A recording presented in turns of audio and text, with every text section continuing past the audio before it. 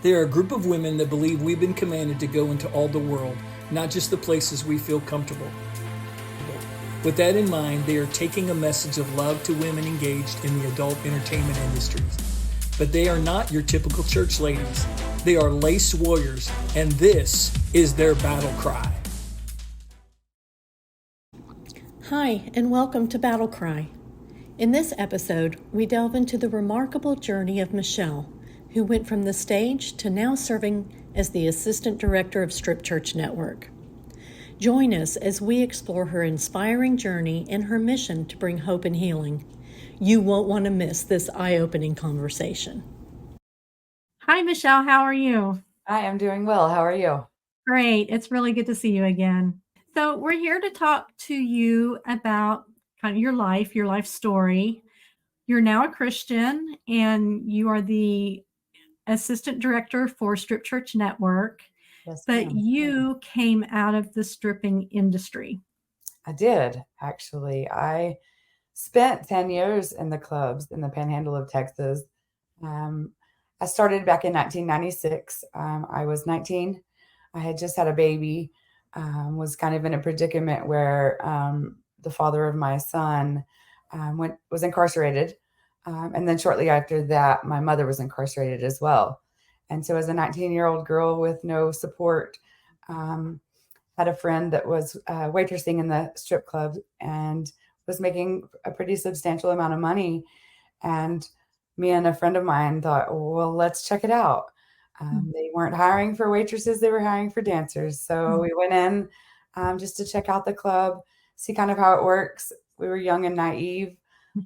And we sat with a few dancers who were seasoned in the business, and they really kind of started to show us the ropes.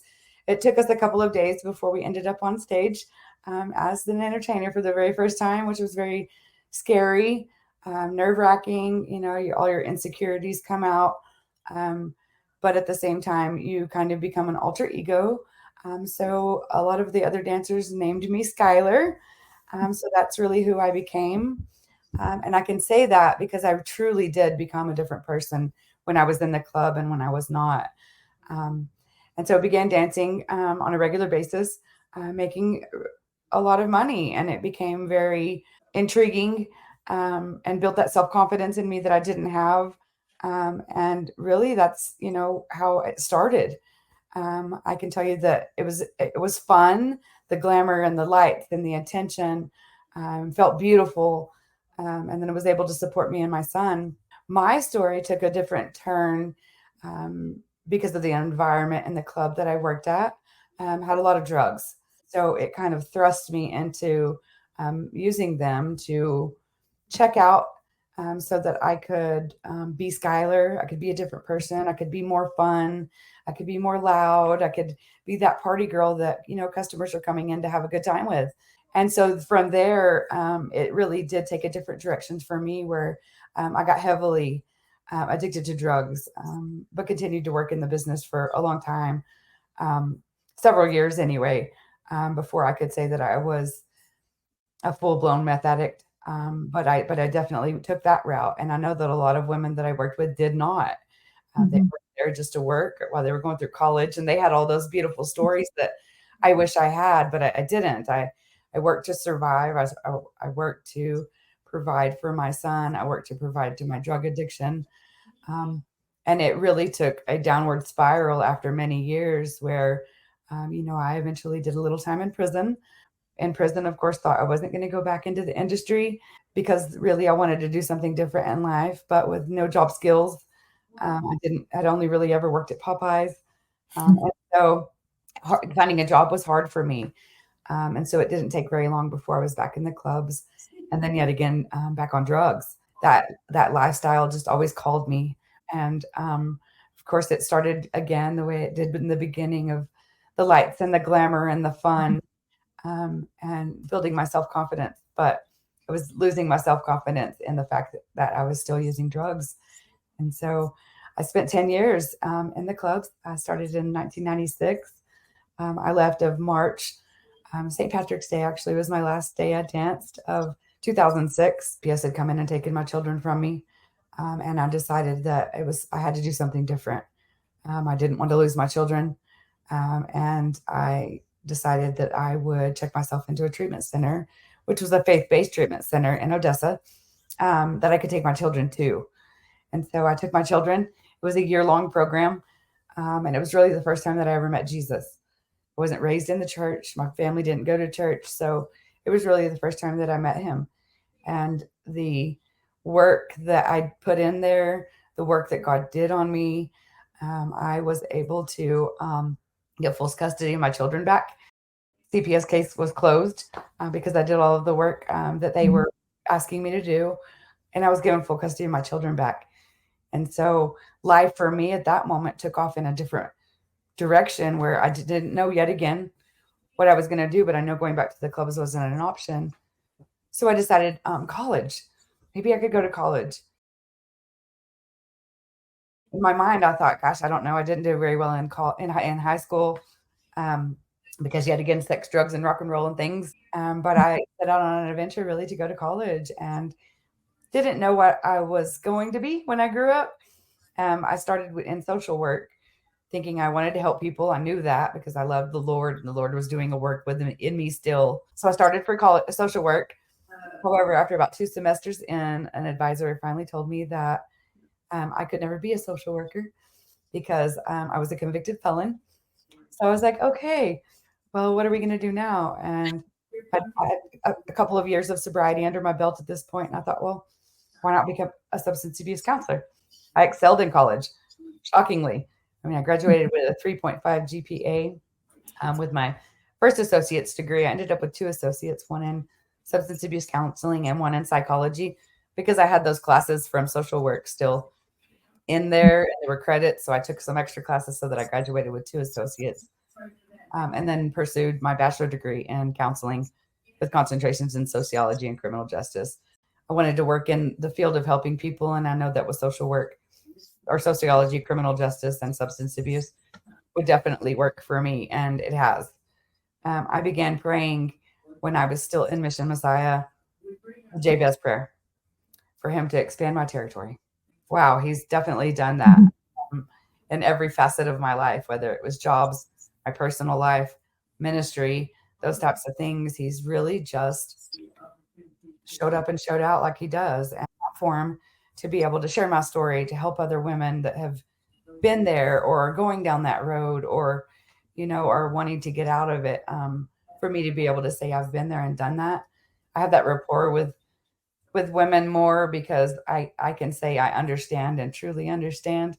And for them to sit in front of me and express their brokenness and their needs and their shame and guilt that they have from the life that they had led. And for me to be able to look at them in their eyes and say, I really understand and mean it. They know when you're just saying you mean it. And so that's always been a great characteristic for me to have working with women. And so it's just always been my heart. And so, after I finished college, was called back to Odessa to work for the that I had completed and to be the assistant director there for the most part of running the program and working with the women and just doing what God called me to do. And again, being able to tell those women, because I had been through that program, which was not an easy program to go through, I could say, I understand. I've been there and mean it. I was flourishing there, but God always had something different for me. And I knew that. And so it wasn't shortly after that I went to work for the Permian Basin Regional Council on Alcohol and Drug Abuse as the community liaison. Really more of drug prevention, working in the community as they do like Red Ribbon Week in schools. I was doing the data behind it as the director of the Prevention Resource Center. Let me fast forward back to when I was in the program at Mission Messiah. I was sitting at a table with Jennifer. We were sitting there talking about, she was a former dancer. We were just talking, and she was the wife of one of the staff members that worked with us with the our manual labor that we had to do. And I was sitting there talking to her about ministry in the strip clubs. This is 2007. I have no idea what that looks like, but it was the seed planted within me. I mean, we talked about maybe we could go in and sit down with them and talk to them but we know how it works in the strip clubs. You had to pay for their time, that moment with them, or you could sit down and just share Jesus, because my heart was so full of Jesus. That's exactly what I wanted to do, was just be able to tell them how much Jesus loved them and sit down with them and give them a necklace or something. We had no idea what it looked like. But it was a seed that was planted. And so as we drove down Business 20 for the next several years as I lived there, I prayed over the club. You would know, you would see me with my hand up saying a prayer. And when I was then working for Mission Messiah in the program, I was at church one day, and a good friend of mine had went to Rock the Desert, and Ministries was there, and she was super excited about it and knew that that was for me. And so I was sitting in church one day, and she passed me a business card with your information, and I remember just bawling. I was just like, you just know that moment when God just touched you, planted something inside of you that he knew he was going to birth. And I remember, then is when I reached out to you and started working with you. Going into a club was overwhelming. It was redemption for me. Going back in with the mantle of God, and to be able to show love to these women, and knowing exactly where they're at. They may not be in that place that I was, unfortunately, on drugs and in that drug addiction. Some of them are. Some of them are just trying to provide their way through college. Some of them just know it's lucrative and they can make great money doing it. There's so many reasons the women are in the club. They're not all in there, just as I was, addicted to drugs and trying to maintain life. But just to be able to go in and put myself in their shoes, and just to be able to go in and, we don't go in beating them with the Bible. And I love that. We just go in to tell them that Jesus loves them. And for them to hear that for the first time in their Jesus loves strippers, like Jesus loves me. Like, it took me a long time after getting out of the clubs, and when I fell in love with the Lord, of feeling loved by him because of who I had been. It was a hard thing for me. It took me a long time to really grasp that, because I was just this stripper. I was just this drug addict. And how would he love somebody like me? Done so much darkness that light never could overcome it. But that is such a lie from the enemy, because it is, and he does. And oh my gosh, to just be able to still love on those women. He birthed it in me way back in 2007. And here we are in 2024. I'm able to really begin to do his work in a different capacity. You know what I mean? To be able to, whatever seed was planted at that table, that to now, be doing what I'm doing is just such a blessing. So you have a recurring theme in your life, and that is you'll be one place, an unsavory place, maybe, strip club, drug addiction, whatever. And then God turns around and uses that for good, just like the Bible promises. And he takes you back to that very place, only now you're going in as like an authority. And how, you changed your life, and you use that to tell others they can change theirs too. What was it like the very first time you danced on stage versus what was it like the very first time you walked in to tell strippers that Jesus loves them and you saw a woman on stage? The very first time I walked in to the strip club as a dancer, it's dark, it's loud, it's glamorous, if you will, because all the women are beautiful and naked. But there was a place of shame and condemnation for me, of like, oh my goodness, like, I have to take my clothes off. I have to, I have to do all of these things. So there was that heavy cloud of what it felt like to be there, to get, into the place of becoming a dancer. I wasn't a great dancer in general. And so there was all of that. So there was the lack of training, there was shame, there was condemnation, it was darkness for me, versus going back into the club and ministry. I walked in with such confidence, and it didn't feel dark, and the music didn't bother me, and the naked women didn't bother me. It was going in with a mission, to tell the women that Jesus loves them, which is what he called us to do. And, to do it in the capacity of, it's just redemption. Redemption is just the word, because what the devil meant for darkness, and evil, God turns it around for good in every aspect of my life. And so it was just a beautiful experience. I remember after leaving, of course, because I have to put my game face on while I'm there. But I remember going home that night and laying in bed and just crying, like, thank you, because it took off years and years of shame and condemnation that the Lord had been trying to do all along with me. Uh, to understand that I'm a new creation. But that was one of the biggest moments in my life to go, okay, that's not who you are anymore. You're dog high, so it was, if you wanted a picture of light and dark, it was definitely that for sure.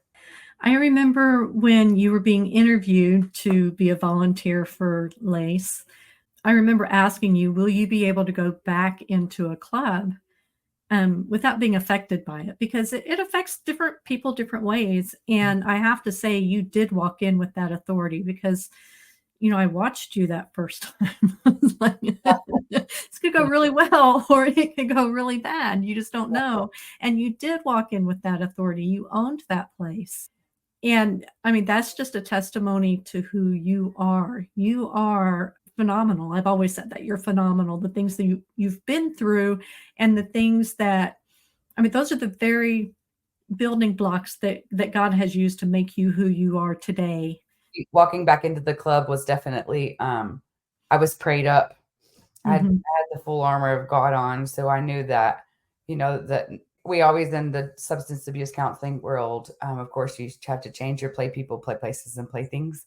Because there's familiar spirits that just can jump back on you or kind of make you, go back to a drug addiction or whatever. And so there was never a doubt in my mind going back into the club that it was going to make me want to dance again. I'm a lot older now, and those things are not going to happen. But in general, it was just, I knew with confidence going back into the clubs with the mission that God has set before me. I knew that I was right where God called me at that very moment to be.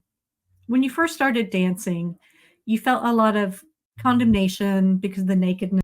Explain that. What is that, something everybody experiences? Was that something unique to you? Well, it was definitely unique to me. I was only 19 years old, and so I really hadn't been naked in front of somebody in bright lights and cameras and action, whatever, so for me as a very young girl, it was, I was embarrassed, because was I pretty enough? Was it all of the things that a woman thinks in general, in regular life?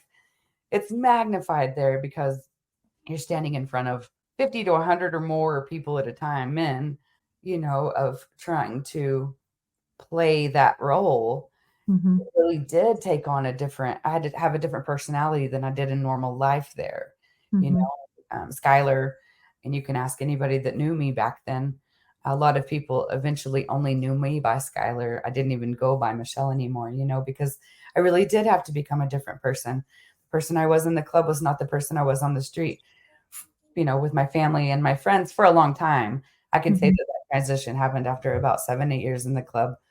I was Skylar in real life too, because I was doing all of the things that, Michelle wouldn't have been doing, Right.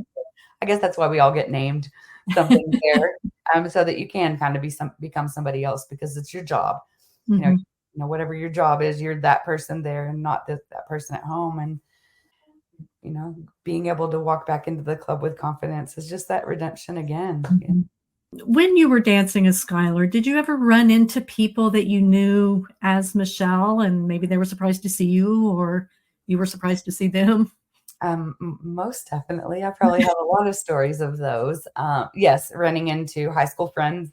I kept it kind of a secret from my parents, of course. Unfortunately, one time, getting off work about 2:00 in the morning, I drove a pretty unique Camaro. When I got off work that night, I had a note on it that said, "Bennigan's, huh? Question mark. Love, Dad." Because I had told him I had been working at Bennigan's, and he just went into the strip club after work with my uncle and a couple of coworkers after the work to let off steam, like a lot of men do, and saw me on stage. And he was brokenhearted. He was devastated. He was angry. I didn't call him for like 2 days, so Yeah, definitely running into people you don't want to run into in the club for sure. As far as family is really a big deal, but running into friends, and being embarrassed because maybe Mhm. those male friends had become a lawyer, one of them, and he's just in town, and this is a hole in the wall club. It's not a big glamorous one, and so it was embarrassing. I was embarrassed that this is what my life had become, and of course God had a plan, but I had no clue he had a plan. Have you seen any of those people since then? And they've seen the change from Skylar back to Michelle. Oh, absolutely. Most definitely. I think I have a great following of friends that have really watched my journey, that I've known for a very long time, and are very proud of me, and I have big cheerleaders that, like, they're my cheerleaders on my team. They're just like, wow, wow, you have come so far. Not even a very short time. I mean, I could say that, for instance, I graduated in college in 2012, when I really was becoming, people were seeing me really make those changes of Mhm. going to college and getting great jobs and then ministry. And so, I mean, I'm sure a lot of people are in awe that I hear from, and a lot of people that I don't hear from that are going, wow, grateful to have been able to become somebody different from my dad before he passed away, to be proud of, that I wasn't, the child that he has watched go down a downhill quick, fast, in a hurry, Mhm. to be proud of me and watch me. And so that was one of the greatest gifts I got to give him before Yeah. I passed, was Yeah. I'm not that anymore. You had to walk into the strip club and see your daughter half naked. How did your dad reconcile that, walking in and seeing you, and yes, you're his daughter, but he's went there to see other people's daughters? Very true. Very true. Most definitely. And we have had a conversation about that. That didn't happen for years, though. He stayed mad at me for quite some time, hating the fact that I, continued to work in there. He couldn't change my mind at that point, because I was Mhm. grown and on my own and doing my own thing. But through the years that I still continued to dance, because that was pretty early on, I think they hated more the fact that I was a drug addict than I was a stripper. Mhm. They thought I was the most beautiful thing in the world as parents, but I remember having a conversation with my dad after, he could finally tell me he was proud of me. He understands why I had to do it. Seeing what I had to go through just to become a drug counselor, or those kinds of things that, he wasn't a big believer in God. I was able Mhm. to lead him to the Lord right before he Oh. went into his first heart surgery. And so, he really became my best friend and just really loved my love for the Lord. And he passed away before I got to start in ministry with strippers. But I know he's watching down going, wow, Mhm. I had to do that too, to be able to help women, And so, how would you feel if you walked into a strip club for ministry and you saw someone you knew working, or maybe even one of your own children? So we went into the clubs here in Amarillo just this last couple of months ago.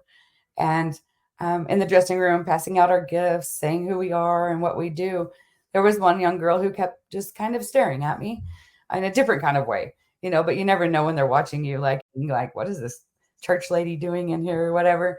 And she came up to me as I was handing her something else. I don't remember exactly what I was giving her, but she said, "What is your name?" So I told her my name, and she said, "How do I know you?" And I was like, "I'm not sure. What's your real name?" And I immediately knew who her mother was. The young lady would have been my youngest daughter's age. They grew up together, while me and her mom were in college together, so our kids played together. It was eye-opening. It was eye-opening seeing a new generation, going down the path that I did, and maybe for not the reasons of addiction and things that I ended up in, but, of what being a dancer brings. It's lucrative. It's all the things, Mhm. um, women become dancers for. They don't always just one day have a idea moment, that they're going to become a stripper. And it was a teachable Mhm. moment because I thought my daughters are no different than her, raised the Mhm. same, love the Lord too, those kinds of things that, my daughter could end up in the club too, per se. And how would I feel about that? And how would I react? And I think that the answer is love. The answer will always be love. No matter whatever reason any girl is in the club, whether I know them or don't know them, I will always just show them love because, I know that a lot of them just need to know they're loved. You know when love is genuine, and is this church ladies go into the club. And of course, none of them probably realized, of course, in the beginning that I used to be a dancer as a church lady. But once you build that rapport with them and you begin to get to share that with them, it's eye-opening for them. It's a teachable moment for them. Like, okay, look what she's doing now. Maybe I can do that too one day. You know what I mean? Like, this isn't my answer forever. And I think I learned that in college when I was becoming a substance abuse counselor. It was hard to work with youth because they always said that if you tell youth about you being a drug addict when you were young too, and now you're this substance abuse counselor, they think that they can just stay in doing what they are and one day they'll be good.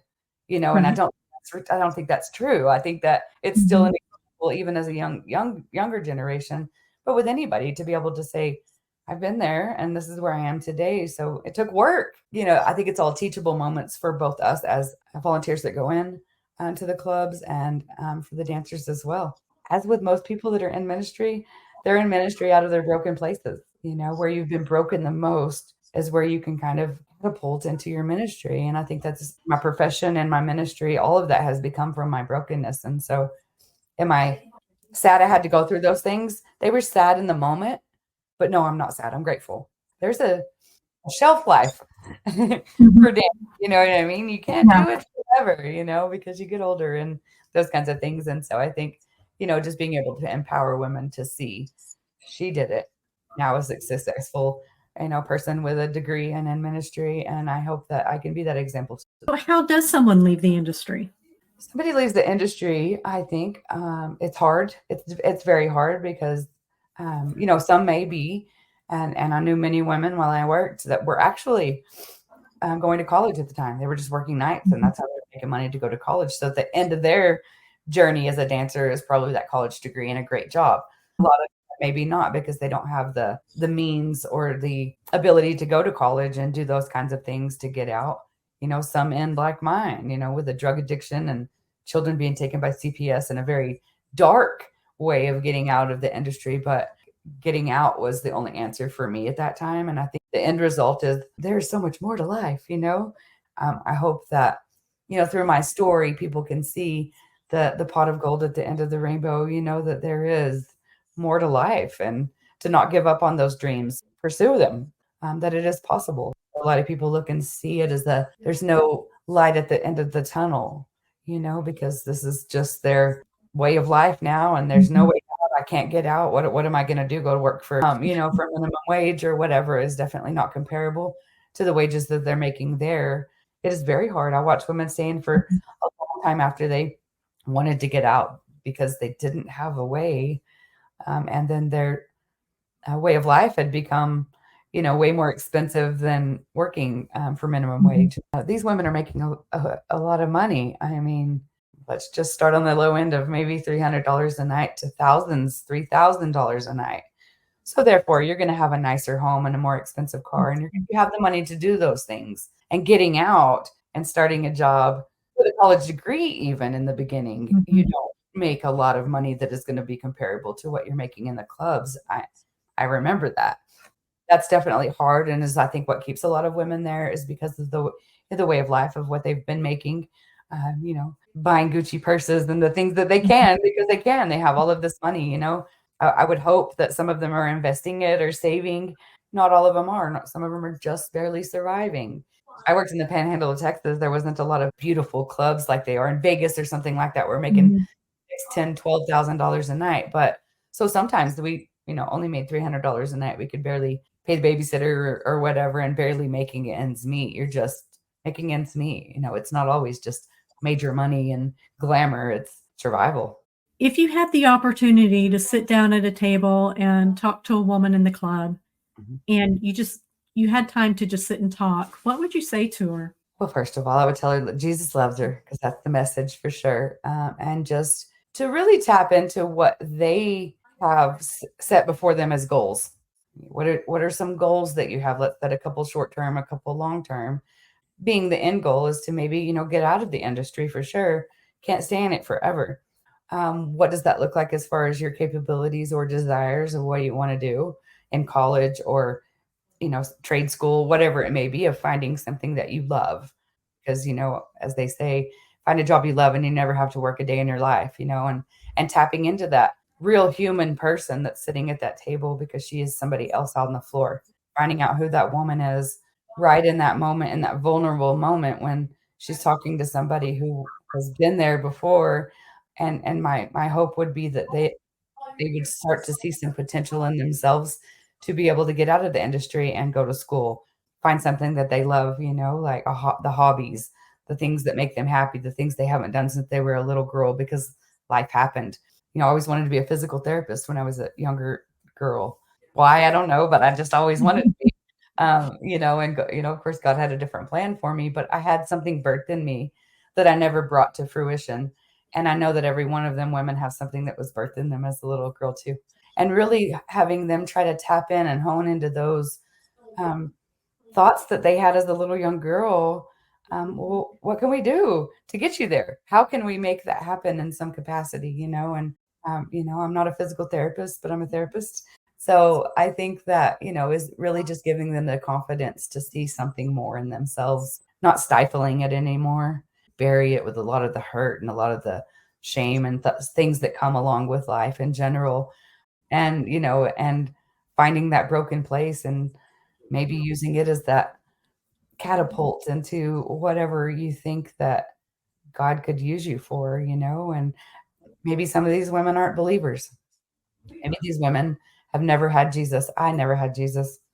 If I had had one woman come into one of them clubs and come to the dressing room where I was at, and my fake facade of beauty and makeup and curling irons and hairspray and perfume and all of the things and said I was loved, I think it would have changed a lot of things in my life because I would have believed them. Just to have somebody come in and do that when I was back in those dark days would have just really been life changing to maybe see that I had potential. And so I think it's very important for the ministry and what it is of going in and letting them women know.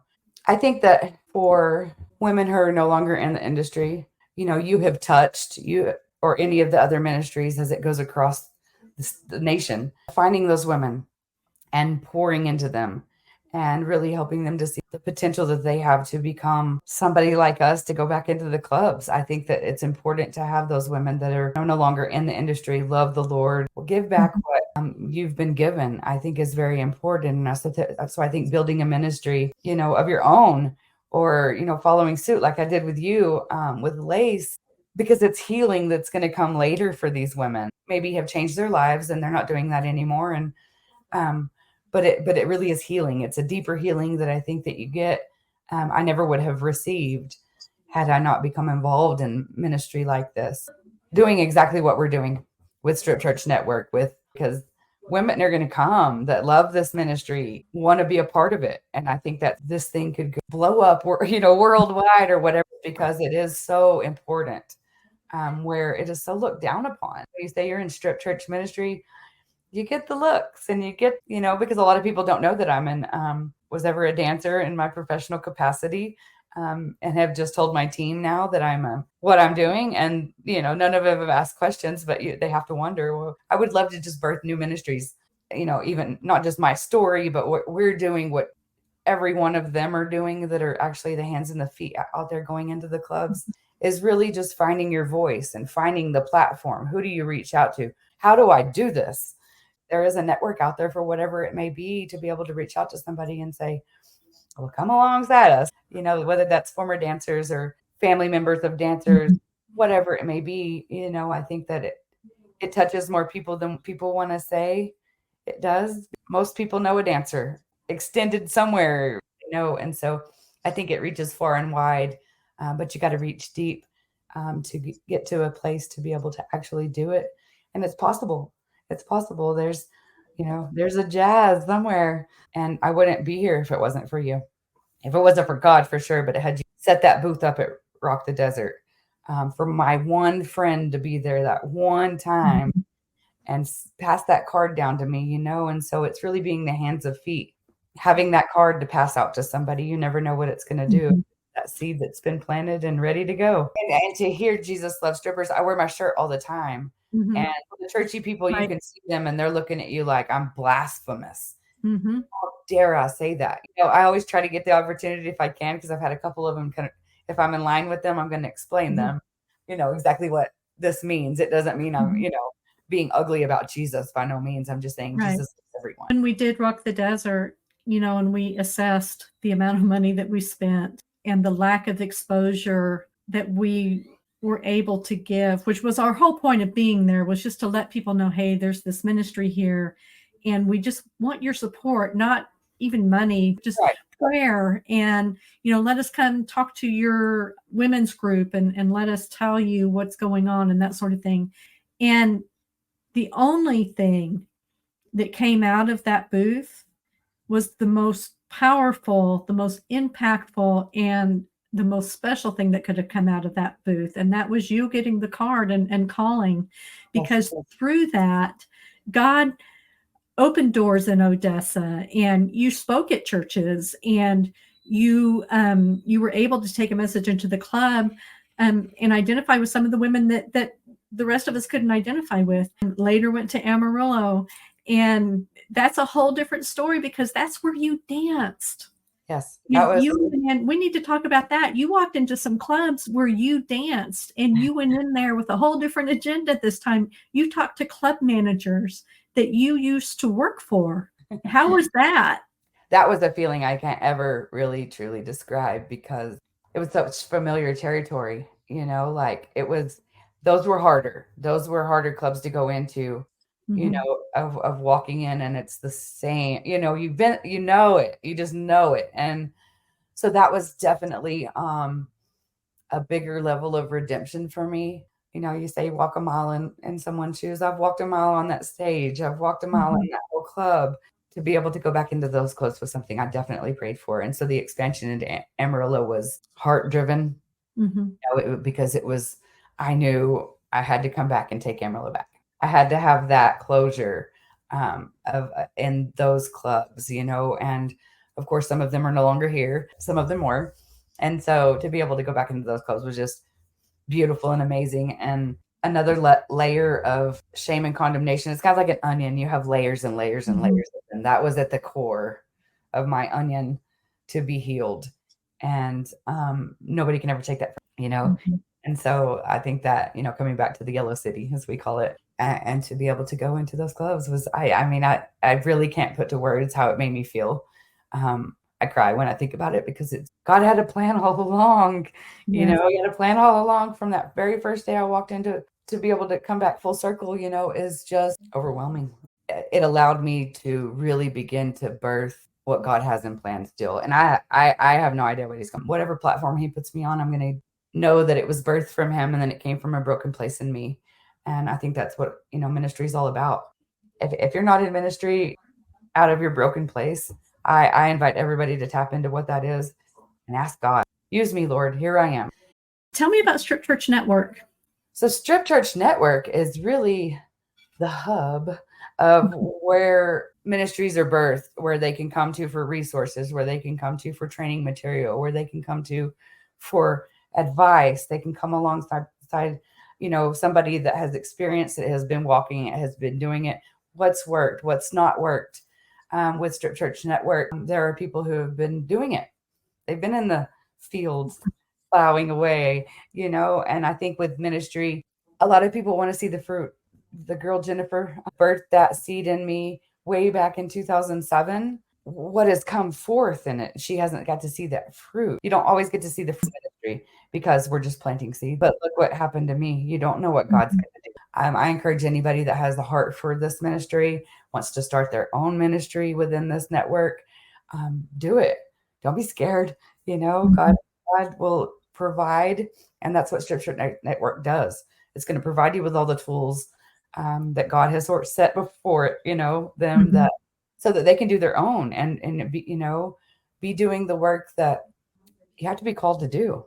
Being a part of Strip Church Network for me is just to be able to come alongside them and say, let's do it. Let's, head forward and make it happen. And God will make it happen. Strip Church Network is an asset for absolutely everybody that is involved, and want to come inside and contact me anytime. I'll answer any questions you may have, because it may be hard for you to think about what it looks. I think over time we've learned what works. That's how these ministries that are already doing it are going to grow and thrive. and we're just an asset for them to do that. And I'm excited to come alongside anybody that wants to join, really. Thank you so much, Michelle, for sharing your story. Okay, well, thank you for having me. I love the work. I love you. I love Jesus. I love strippers. I'm honored to be able to be a part of this. You can warrior up with your own Christian apparel at officialstriptease.com. Connect with us at battlecrypodcast.com or on all the usual social media outlets. Thanks for watching Battle Cry. And remember, wars are not fought in the barracks, so warrior up and let's hear your battle cry.